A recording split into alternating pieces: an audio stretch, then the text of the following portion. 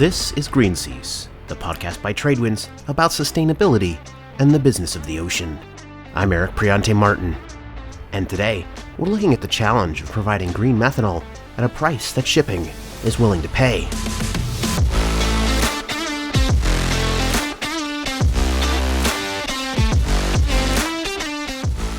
Last year, methanol was gaining steam as a fuel for ships, as ship owners and operators looked to tackle greenhouse gas emissions in their fleet. After all, the fuel reduces a vessel's CO2 footprint, particularly when using a green version produced with captured carbon and renewable energy. But this year so far, there's been a deceleration of vessels ordered to run on the fuel. As my colleague Lucy Hine reported last week, data from the research division of Clarksons showed that the share of ships ordered to use alternative fuels in the first half of the year has declined, and more of them were ordered with LNG, or liquefied natural gas, than with methanol. What's behind the change in momentum? One is that ship owners are keeping their options open. Many ordered vessels that are ready for alternative fuels, without pulling the trigger on installing engines that can use them. For Clarksons, cost and fueling infrastructure were also key factors. There are just 29 ports with methanol fueling available or planned, compared with 273 for LNG. And then there's this: shipping's price sensitivity. Clarksons Research Managing Director Stephen Gordon told me by email that gas prices have also been supporting decisions to choose LNG-fueled vessels.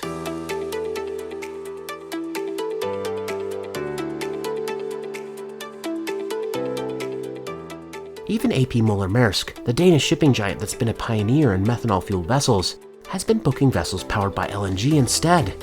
So I tuned into a fireside chat between James West, an analyst at investment bank Evercore, and Alastair Maxwell, Chief Financial Officer at C2X.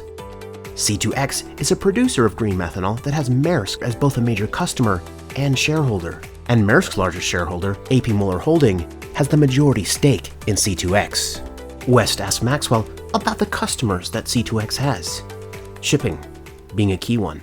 The benefits of the maritime industry as a customer is it's the most accessible market for us. It's also one of the most price-sensitive markets, and that's one of the reasons why we're so focused on only investing in commercially viable projects.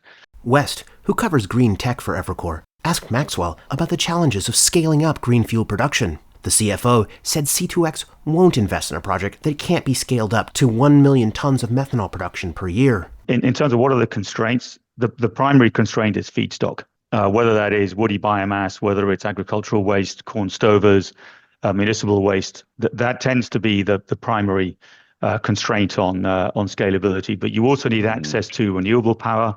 You need access to a grid with sufficient connection capacity.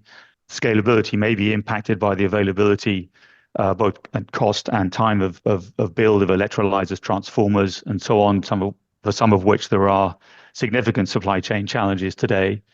You need access to water if you're producing green hydrogen from an electrolysis, and you need access to land. But as I said, I think probably the most critical constraint is feedstock.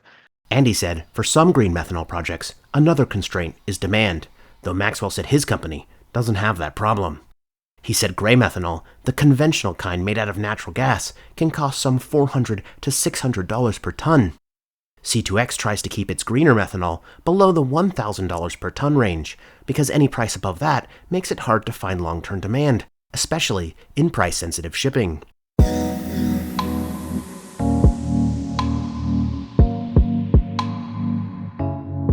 Before we continue, a quick message from Tradewinds technology editor Craig Eason. Hiya, Craig here. I just want to take a minute to tell you about Wavelength, a new podcast from Tradewinds.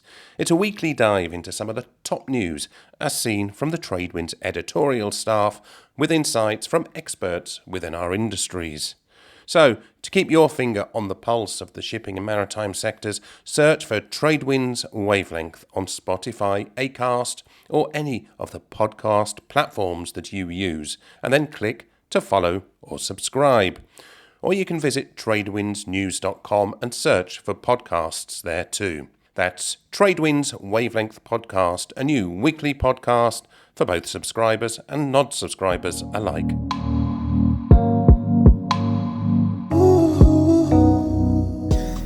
Environmental groups have been applauding adoption of green methanol in shipping for its low-carbon credentials, and they've been critical of LNG because of the methane emissions on ships and in the upstream supply chain. But we reported this week on work by the Methane Abatement in Maritime Innovation Initiative, which includes companies involved in LNG-fueled shipping. Its report found more options to reduce methane slip than was expected, although regulations and measurement standards are needed to encourage adoption.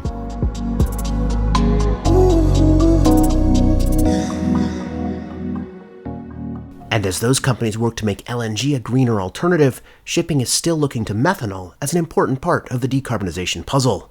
The Maersk Mc-Kinney Moller Center for Zero Carbon Shipping, for example, is working with cruise lines and ports to study the feasibility of using ships powered by methanol on a green corridor along the west coast of the US and Canada. Bob Alton is Senior Director of Technical Programs and Decarbonization at Princess Cruises, which is part of Carnival Corp.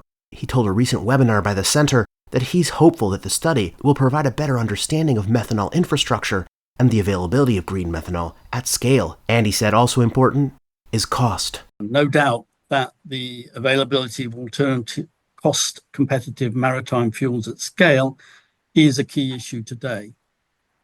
This is why the maritime sector is asking the US Department of Energy to support a sustainable maritime fuel challenge focused on production development and use of low-emission alternative fuels.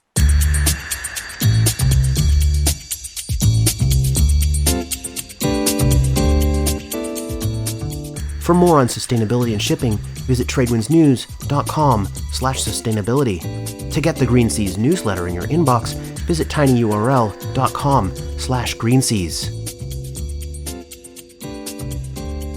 Music for this episode is by Alex Grohl, Denis Kischuk, Oleksiy Holubiev, and Vlad Krotov from Pixabay.